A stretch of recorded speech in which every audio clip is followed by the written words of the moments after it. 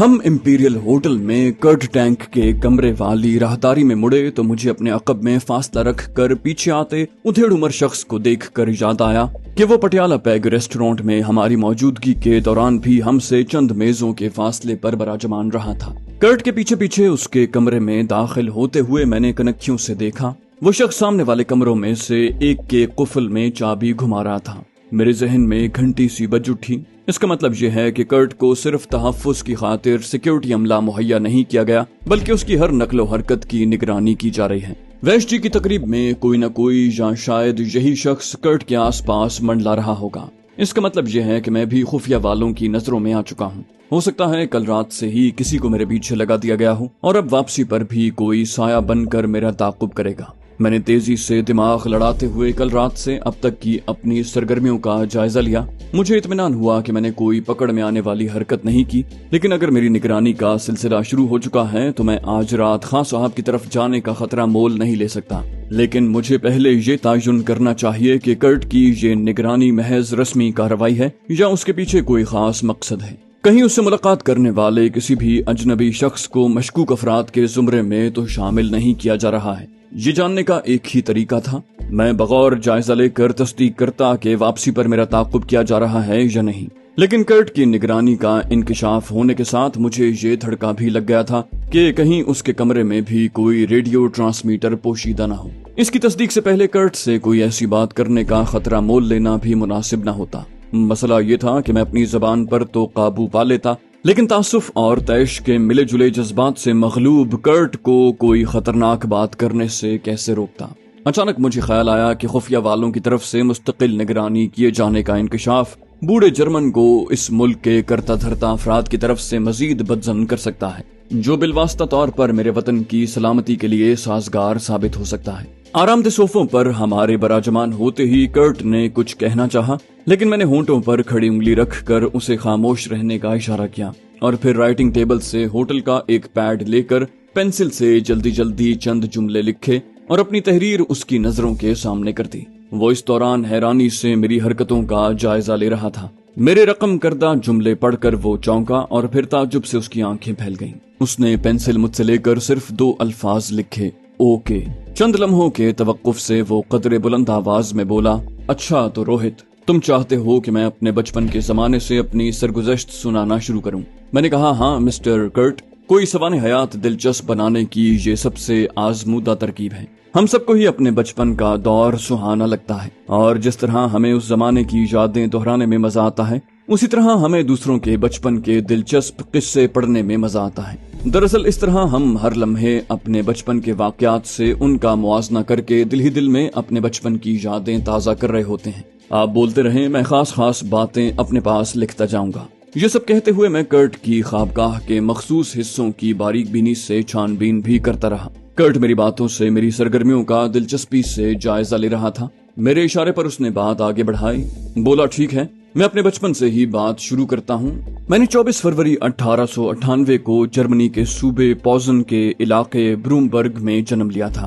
ہمارا خاندان لگ بھگ ہمیشہ فوج سے وابستہ رہا ہے۔ مجھے جہازی سائز مسہری کے نیچے گھستا دیکھ کر وہ خاموش ہوا، لیکن میں نے ہاتھ کے اشارے سے اسے بات جاری رکھنے کو کہا۔ اس نے کہا، میرے دادا کیولری کے کمانڈر تھے، جبکہ میرے والد ولی ٹینک 3rd ڈویژن میں دستی بم پھینکنے کے ماہر کی حیثیت سے سارجنٹ تھے۔ جب پہلی جنگ عظیم چھڑی تو میں فضائی افواج میں شامل ہونا چاہتا تھا، لیکن میرے والد نے اصرار کیا کہ میں خاندانی روایات کی پاسداری کرتے ہوئے کیولری میں ہی شامل ہوں۔ میں نے جنگ عظیم اول میں بہت سے بہادری کے کارنامے دکھائے اور جنگ ختم ہوئی تو کئی تمغوں کے ساتھ میں کیپٹن کے عہدے پر تھا۔ یہ سن کر میں نے نعرہ لگایا، بہت خوب، آپ تو حرفن مولا نکلے۔ اس دوران میں مجھے یقین ہو چکا تھا کہ کرٹ کے بستر پر کہیں ٹرانسمیٹر نہیں چھپایا گیا۔ اب ڈریسنگ ٹیبل اور الماری کی باری تھی۔ میں نے اسے بات جاری رکھنے کا اشارہ کیا اور ڈریسنگ ٹیبل کا گہری نظروں سے جائزہ لینے لگا۔ کرٹ بتانے لگا کہ جنگ ختم ہونے کے بعد اس نے ٹیکنیکل یونیورسٹی آف برلن میں داخلہ لیا اور بالآخر اپنے عشق کے ہوابازی سے باقاعدہ طور پر جڑ گیا، جس کے بعد اس کے پیشہ ورانہ کیریئر کا آغاز ہوا۔ اس دوران میں سرتوڑ کوشش کے باوجود اس کمرے میں کوئی ٹرانسمیٹر تلاش نہ کر پایا۔ اس کا ایک مطلب تو یہ تھا کہ وہاں ایسی کوئی چیز موجود ہی نہیں ہے اور میرا شک بے بنیاد ہے۔ لیکن میں یہ امکان بھی نظر انداز نہیں کر سکتا تھا کہ ٹرانسمیٹر چھپانے والے نے اتنے ماہرانہ انداز میں کام کیا ہے کہ میں اس کا چھپایا ہوا جاسوسی آلہ ڈھونڈنے میں ناکام رہا ہوں۔ کرٹ میرے انداز کے عین مطابق نہایت ذہین اور اس طرح کے معاملات کی نزاکت سمجھنے والا ثابت ہو رہا تھا۔ میں نے لکھ کر اسے صرف اتنا بتایا تھا کہ میرے اندازے کے مطابق تمہاری نقل و حرکت کی نگرانی کی جا رہی ہے اور اس کمرے میں ہونے والی بات چیت کو ٹرانسمیٹر پر سنا جا رہا ہے۔ میں اپنے اس شک کی تصدیق یا تردید کرنا چاہتا ہوں۔ تب تک تم حکومت کے خلاف کوئی بات نہ کرنا، بس اپنی زندگی کے واقعات سناتے رہو۔ اور اس نے اب تک حد درجے سمجھداری کا مظاہرہ کرتے ہوئے میری بات پر حرف بحرف عمل کیا۔ وہ ساتھ ساتھ میری کارروائی کا بھی جائزہ لے رہا تھا۔ جب اس نے دیکھا کہ میں بظاہر کوئی بھی جاسوسی آلہ تلاش کرنے میں ناکام رہا ہوں تو اس نے سوالیہ نظروں سے میری طرف دیکھا کہ کیا اب ہم کھل کر بات کر سکتے ہیں۔ اس دوران میں میرا ذہن تیزی سے سوچ رہا تھا کہ کمرے میں اور کون سی جگہ ٹرانسمیٹر چھپایا جا سکتا ہے۔ ساتھ ساتھ میری نظریں کمرے میں چکرا رہی تھیں۔ اچانک مجھے خیال آیا کہ اس معاملے کو ایک الگ رخ سے دیکھنے کی ضرورت ہے۔ کرٹ ٹینک یہاں سرکاری مہمان بن کر ٹھہرا ہوا ہے۔ غالباً محکمہ دفاع کے اہلکاروں نے اس ہوٹل میں بکنگ کروائی ہوگی اور پھر خفیہ یا اسپیشل پولیس کے اہلکاروں نے سیکیورٹی کے نام پر اس کے نام بک کروایا گیا کمرہ اپنی تحویل میں لے لیا ہوگا۔ انہیں جاسوسی کا آلہ ایسی جگہ چھپانے کی فکر نہیں ہوگی کہ جہاں سے پکڑے جانے پر ان کا مشن ناکام ہو جائے۔ انہوں نے نہایت اطمینان سے اپنی پسند کی ایسی جگہ ٹرانسمیٹر فٹ کیا ہوگا جہاں سے کمرے میں ہونے والی ہر بات سنی اور ریکارڈ کی جا سکے۔ اس مقصد کے لیے موزوں اوزار کے استعمال میں بھی انہیں کسی رکاوٹ کا سامنا نہیں کرنا پڑا ہوگا۔ یہ ادراک ہوتے ہی میں نے کرٹ کی طرف متوجہ ہو کر کہا، مسٹر کرٹ، آپ جرمن ہیں اور مجھے پتا ہے کہ آپ کی قوم میں ایک طویل عرصے تک انگریزی زبان کو شجر ممنوعہ کی حیثیت حاصل رہی ہے۔ پھر آپ نے یہ زبان بولنا اور لکھنا پڑھنا کہاں سے سیکھا؟ کرٹ میری بات سن کر مسکرایا اور پھر اپنے بچپن میں اپنے قصبے میں ایک انگریز خاندان کی آمد کا قصہ سنانے لگا۔ اس دوران میں میری نظریں اپنا ہدف تلاش کر چکی تھیں۔ میں نے نفیس میز پر سے کاغذ تراشنے والا چاقو اٹھایا اور بجلی کے سوئچ بورڈ کی طرف بڑھا۔ میں پوری طرح پر یقین نہیں تھا، لیکن اگر مجھے کسی جلد بازی کے بغیر اور بے فکری کے ساتھ ٹرانسمیٹر چھپانے کا موقع دستیاب ہوتا تو مجھے نفیس لکڑی کا وہ سوئچ بورڈ بہترین جگہ لگتا۔ دراصل مجھے خان صاحب کا سنایا ہوا چند سال پہلے کا وہ واقعہ یاد آ گیا تھا کہ روسی خفیہ ادارے نے امریکی سفارت خانے میں شاہین کے قومی نشان والے چوبی تغرے میں ایک ٹرانسمیٹر چھپا دیا تھا جو کئی سال بعد محض اتفاقاً دریافت ہو سکا تھا۔ مجھے قریب پہنچتے ہی لگا کہ میرا قیاس درست ہے۔ بورڈ کے پیچ باہر کی طرف نمایاں تھے اور انہیں کھولنا بہت آسان تھا۔ میں نے چپٹے سرے والے چاقو سے ایک پیچ کھولنا چاہا تو وہ مجھے پہلے سے ڈھیلا لگا اور بغیر زور لگائے بآسانی گھومنے لگا۔ میں نے اپنی طرف سے پوری احتیاط برتی کہ میری اس کارروائی کے دوران ہلکی سی آواز بھی پیدا نہ ہونے پائے، اور میری یہ کوشش پوری طرح کامیاب رہی۔ 2 ہی منٹ میں 6 کے 6 پیچ کھل گئے اور بورڈ کا اوپری ڈھکن باہر کی طرف گرنے لگا۔ تاہم میں نے فوراً اسے سہارا دے کر بس تھوڑا سا باہر کی طرف جھکنے دیا۔ میں نے روشنی کے رخ سے ہٹ کر گہری نظروں سے اندر جھانکا۔ مجھے آنکھوں پر زیادہ زور ڈالنے کی ضرورت نہ پڑی۔ پنکھے کے ریگولیٹر سوئچ اور پلگ وغیرہ کی تاروں سے ذرا ہٹ کر لگ بھگ چھوٹے بیٹری سیل جتنی جسامت کا ایک آلہ نہایت نفاست سے چپکا دکھائی دیا۔ اس کے ایک سرے پر لگ بھگ 3 انچ کا دھاتی اینٹینا اور دوسرے سرے پر ایک موٹی ڈوری نما تار غالباً مائک تھا، جس کا ایک سرا بورڈ کے نچلے حصے میں کیے گئے باریک سوراخ میں گھسا ہوا دکھائی دیا۔ میں نے بجلی کے بورڈ کو پوری احتیاط سے سنبھالتے ہوئے کرٹ کی طرف دیکھا۔ وہ اس دوران میں مسلسل اپنے بچپن کے قصے سناتے ہوئے بغور میری طرف ہی دیکھ رہا تھا۔ میں نے ہاتھ کے اشارے سے اسے کہا کہ وہ بات میں وقفہ کرتے ہوئے بے آواز قدموں سے میرے پاس آئے۔ اس نے میری ہدایت پر مکمل عمل کیا اور کہا، یار بولتے بولتے حلق خشک ہو گیا ہے، ذرا ایک گلاس پانی پی لوں؟ اتنا کہہ کر وہ دبے پاؤں میرے پاس آیا۔ میں نے ایک طرف ہٹتے ہوئے اسے ٹرانسمیٹر دکھایا۔ یکلخت اس کی آنکھیں تعجب سے پھیل گئیں، پھر آہستہ آہستہ اس کے چہرے پر غیظ و غضب کے آثار ابھرنے لگے۔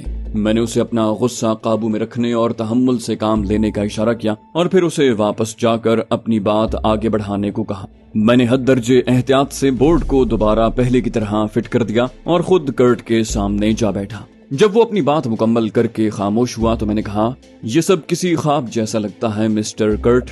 یقین نہیں آتا کہ اس کے بعد دنیا جنگ عظیم اول جیسی تباہی سے دوچار ہوئی تھی۔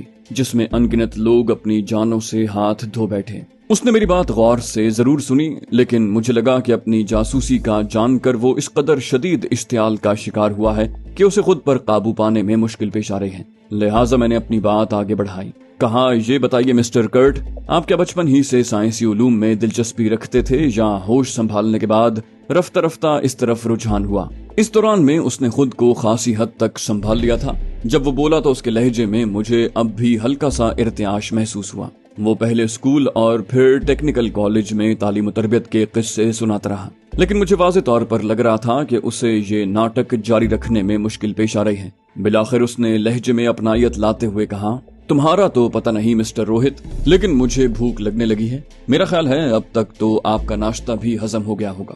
मैंने कहा, मुझे ज्यादा भूख तो नहीं है, लेकिन अगर आपकी ख्वाहिश है तो खाना मंगवा लें। उसने मेरी बात सुनकर नफी में सर हिलाकर पुरजोश लहजे में कहा, नहीं यार, कमरे में खाना खाने में क्या मजा आएगा। चलो मैं तुम्हें इस होटल में अपना पसंदीदा गोशा दिखाता हूँ, वहीं खाना मंगवा लेंगे। मैंने उसका मतलब समझते हुए कहा, ठीक है मिस्टर कर्ट, आप मेजबान हैं और आप जाए तुआम के इंतखाब का पूरा हक रखते हैं। उसने खुश होकर कहा, ये हुई ना अच्छे मेहमानों वाली बात। अब चलो, वरना छतरी वाली सब मेजों पर कब्जा हो जाएगा और धूप में बैठना मुझसे बर्दाश्त नहीं होता। वो चंद मिनट के लिए गुस्ल खाने में गया और फिर हम दोनों एम्पीरियल होटल की कई आलीशान राहदारियों और बरामदों से गुजरकर अकबी हिस्से में वाक़े बहुत बड़े स्विमिंग पूल के गिर्द मौजूद सरसब्जो शादाब लॉन में आ गए। कर्ट ने नीली टाइलों वाले तालाब के बिल्कुल करीब वाली एक मेज का इंतखाब किया, जो उसकी ख्वाहिश के ऐन मुताबिक बड़ी सी छतरी के साए में थी। मौसम बहार की इब्तिदा में सूरज की तपिश में अभी इतनी तेजी नहीं आई थी कि नाकाबिल बर्दाश्त होती, लेकिन यूरोप के बासी के लिए बहरहाल अच्छी खासी अजियत दे रही होगी। हम दोनों आमने सामने बैठ गए। मैं रास्ते भर ताकुब का जायजा लेता आया था, ताहम मुझे कोशिश के बावजूद वो शख्स अपने पीछे आता दिखाई न दिया था, जिस पर मुझे खुफिया वालों का जासूस होने का शक गुजरा था, जो बाद में सच भी साबित हुआ। कर्ट ने मुझे नशिस्त संभालने के बावजूद इर्द गिर्द नजरें दौड़ाते देखा तो गालिबन मामला भांप गया था। बिलाखिर मैं मुतमईन हो गया कि कम से कम उस वक्त कोई आस पास मौजूद नहीं है जो होटल की इमारत से हमारा साया बनकर यहाँ आया हो। मेरे चेहरे पर इत्मीनान देखकर कर्ट तेजी से बोला, सबसे पहले तो ये बताओ कि मिस्टर रोहित, तुम्हें कैसे पता चला कि मेरी जासूसी की जा रही है? क्या तुम भी कभी सीक्रेट सर्विस में रह चुके हो? बूढ़े जर्मन की बात सुनकर मैंने नफी में सर हिलाया और पुरएतमाद लहजे में कहा, दरअसल मुझे जासूसी नॉवल पढ़ने का बहुत शौक है मिस्टर कर्ट। मैं आर्थर कॉनन डॉयल से लेकर अगैथा क्रिस्टी तक सैकड़ों जासूसी नॉवल पढ़ चुका हूँ और अनगिनत जासूसी फिल्में देख चुका हूँ, इसलिए मैं बगैर कोशिश के अच्छा खासा सुराग रसा बन चुका हूँ और मुझे जासूसी के लगभग सारे हथकंडे आते हैं। मेरी बात सुनकर कर्ट ने ताज्जुब भरी नजरों से मुझे देखा।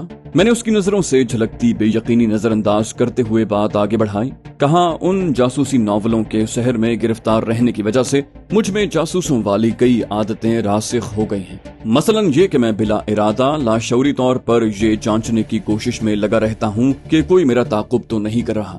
आप मुझे अपने साथ पटियाला पैग रेस्टोरेंट ले गए थे और फिर हम वापस आए तो मैंने भांप लिया कि एक शख्स मुसलसल हमारे पीछे लगा हुआ है। आपको शायद पता न चला हो, वो आपके कमरे के करीब ही एक कमरे में जासूसी का अड्डा जमाए बैठा है और आपकी जबान से निकलने वाला एक एक लफ्ज वहाँ सुना जा रहा है और हो सकता है रिकॉर्डिंग भी की जा रही हो। मैंने देखा कि मेरी जबान से निकलने वाले हर लफ्ज के साथ उसका गुस्सा वापस लौट रहा है। उसका चेहरा रंगत बदल कर रफ्ता रफ्ता कंधारी अनार के दानों जैसा किरमजी होता जा रहा था।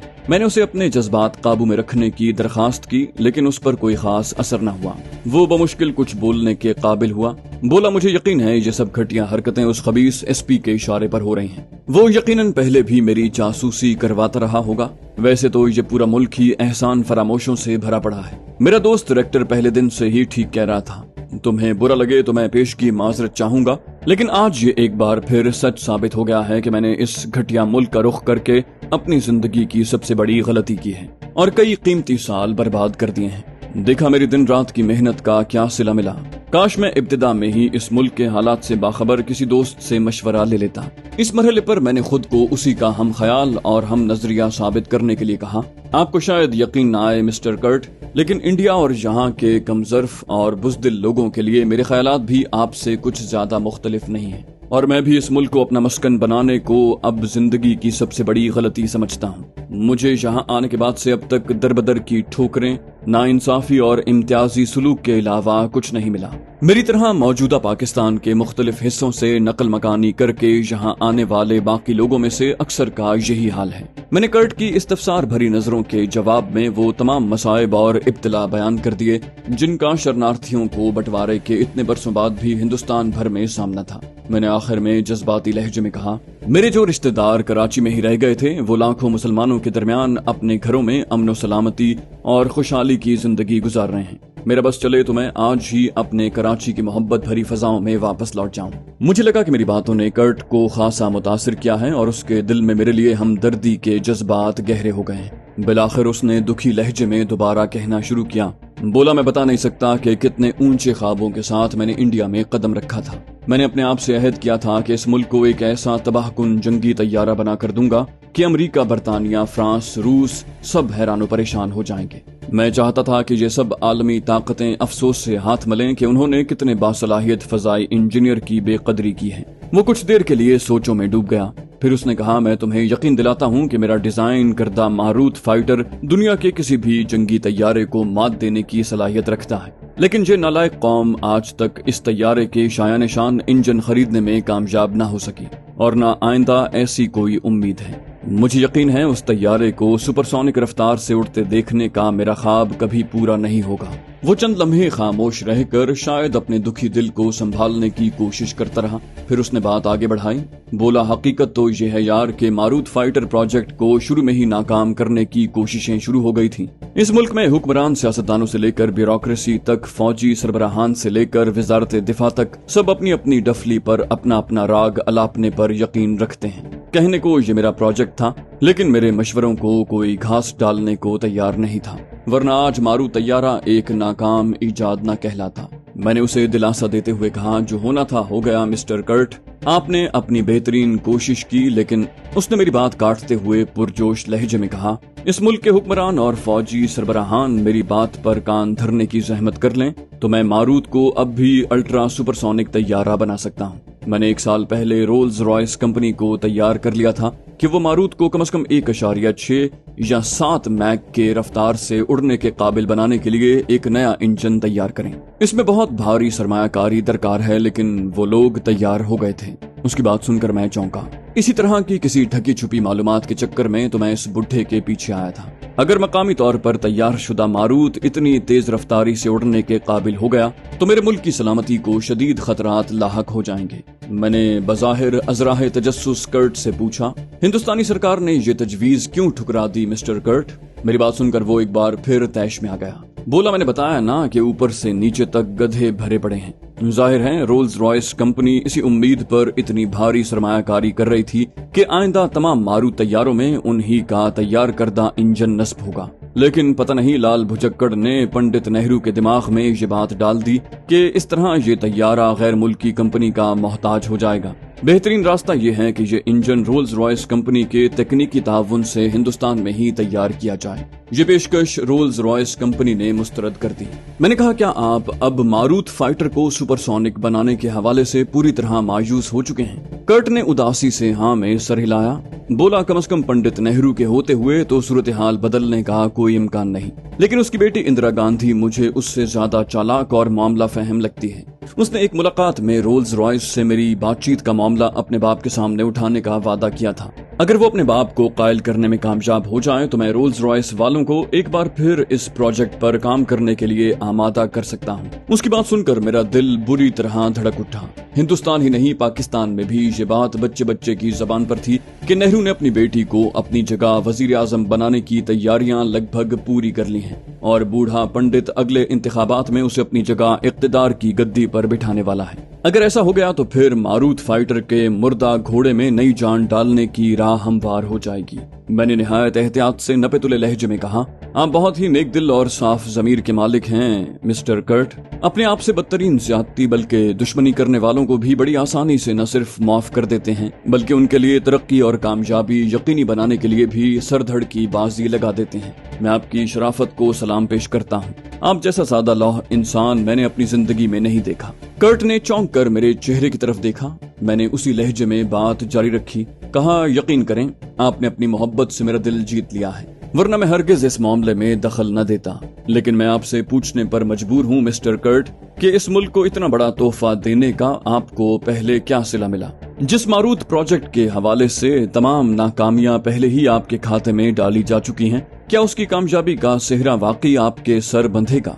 मुझे तो यकीन है कि सारा क्रेडिट कौम का हीरो एसपी इंजीनियर ले जाएगा और आप उसी तरह पछतावे और मायूसी के आलम में हाथ मलते रह जाएंगे। आपकी जगह मैं होता तो भरे पिंडाल में मुझे जिल्लत से दो चार करने वाले दुश्मन को कभी भी इतना बड़ा इनाम न देता। मेरी बात सुनकर वो चौंका और कुछ सोच कर बोला, ये तो तुम बिल्कुल ठीक कह रहे हो मिस्टर रोहित। मारूत तैयारे को नाकाम करार देकर मुझे घटिया इल्जामात और तानो तशनी का निशाना बनाने में तो सियासतदानों से लेकर अफवाज के सरबराहों तक सब यक जबान रहे हैं। लेकिन इस तैयारे की कामयाबी कभी मेरा कारनामा नहीं बनेगी, बल्कि एसपी जैसे शेखीबाज तुरम खान सारी वाहवाह समेट ले जाएंगे। मुझ जैसे गरीबुल वतन का तो किसी को नाम भी याद नहीं रहेगा। लेकिन मैं भी क्या करूं, अपनी पेशावराना दयानत के हाथों मजबूर हूं। उसने अपने आखिरी जुमले से मेरी सारी काविश मिट्टी में मिला दी। मुझे लगा कि ये उसूलों का गुलाम बुढ़ा मेरे वतन के दुश्मनों के हाथ मजबूत करके छोड़ेगा।